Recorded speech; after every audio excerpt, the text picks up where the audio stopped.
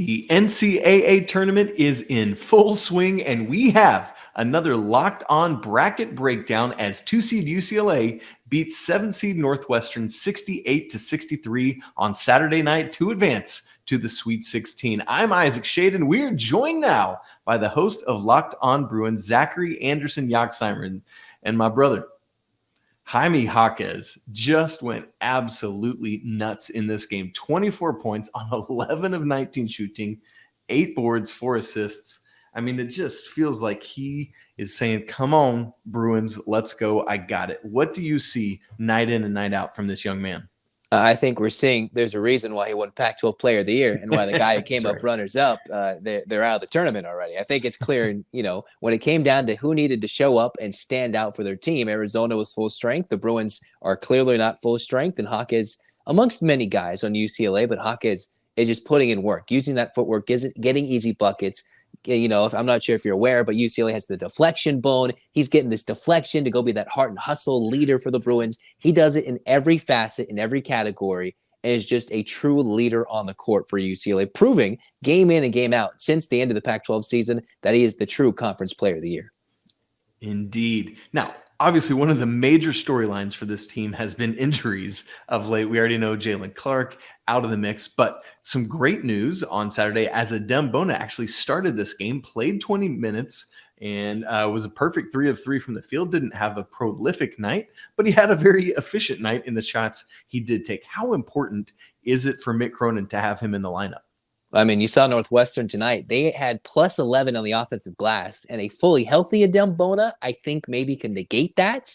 But as we could see, he made a big block, a big booming block late in the game. When they needed a big play, he dunked it on somebody, but then he was holding that shoulder. So there's clearly something still bothering him. So sitting him out that first tournament game was key, but just the athleticism, his ability to chase down blocks, running down the court, the heart, the hustle, the athleticism, the sheer athleticism, Isaac, is just ridiculous. And if he can give 20 minutes, that just adds to the depth immensely for UCLA. Because we saw in the Pac-12 tournament final, with him out, it's a completely different team without Clark and Bona. Oof. Well, and potentially they might be without another teammate. We saw, unfortunately, right at the end of the game, David Singleton turn his ankle, go down, looked pretty bad. Zachary, do you have any update on his status as of this point? So looking at Twitter, I noticed Ben Bolch, the LA Times UCLA beat reporter, said he looked to be moving around just fine and said something along the lines of the tweet. I'm not quoting it directly, but that he should be available in the Sweet 16. Now, it depends on the overnight and everything. Even Amari Bailey twisted an ankle, and that looked bad. I was scared when I saw Singleton go down because then the free throws were huge. Everything was kind of going crazy at that moment. But what I've seen from the guy in the building, the beat reporter in Ben Bolch, he said he was moving around fine. And I think Singleton was quoted as, I just rolled my ankle, I'm fine. So for now, limited fear. But that could change in a couple of days. Well, all these days off before heading to Las Vegas for the Sweet 16, hopefully both of these guys can get back and be ready to go. Now, you spoke about Amari Bailey, and I think one of the major storylines for UCLA in the back half of this season is him really coming into his own in this game. 14 points on his own efficient 5 of 7 shooting, 2 of 2 from 3. What level of importance does the freshman Amari Bailey play in this team's hopeful success of getting to Houston for the Final Four? Well, Jalen Clark being out means Amari Bailey has to step up, and it's both him and Singleton in the starting lineup. That wasn't necessarily the case. I talked to you on your show, Locked On College Basketball, I think back in December, and said, I don't think this man's ready. Well, maybe he was ailing because then he missed a month. If he doesn't miss a month, arguably he's the Pac-12 Freshman of the Year, right? Instead of Adem Bona. Bona just played in every game. So that's how good of a talent UCLA has potentially 2 conference freshmen of the year on their own team. And Bailey's ability to float in the lane, score, he is a better scorer than Jalen Clark.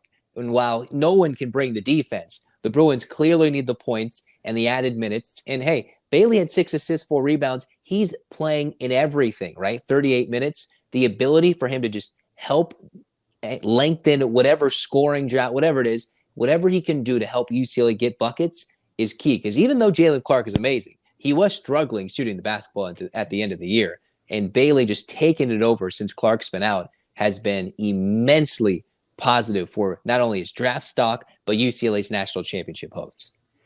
Indeed. Obviously, missing Clark hurts that number one overall rated defense at Ken Palm, but adding a little more offensive firepower into the mix is never a bad thing. So, Zachary, we look ahead. We don't know yet whether the Bruins will be playing Gonzaga or TCU in Las Vegas in the Sweet 16.